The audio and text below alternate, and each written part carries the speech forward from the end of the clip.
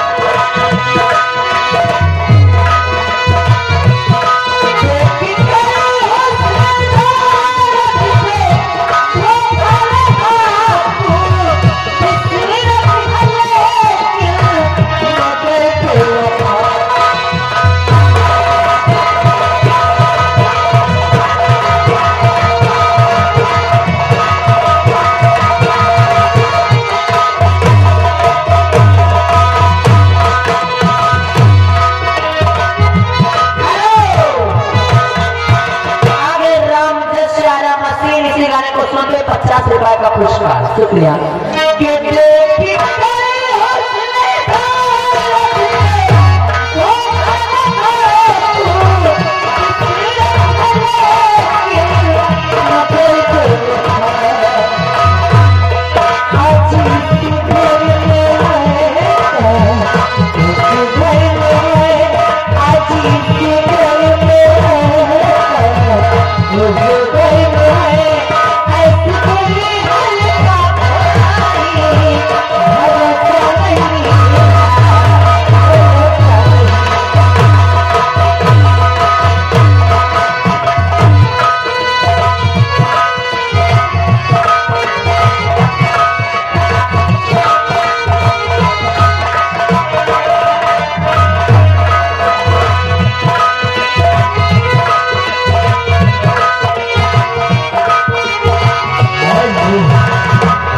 देखिए पुरस्कार मिला हुआ है हर गाने की फरमाइश लगी हुई है। बहुत बहुत शुक्रिया। 100 रुपए का पुरस्कार हमारे गुमनाम की तरफ से।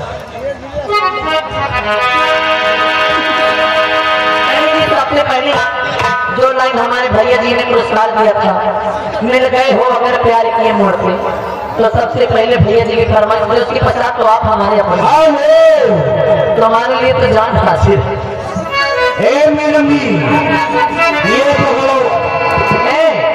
तुम आज हमारे चच्चा से कहे संपर्क नहीं बना रहे हैं, बना रहे यार, चच्चा बुला रहे हैं रहमान चच्चा तेरे बारे रामदास आला मस्जिद के हमारे माननीय मालिक साहब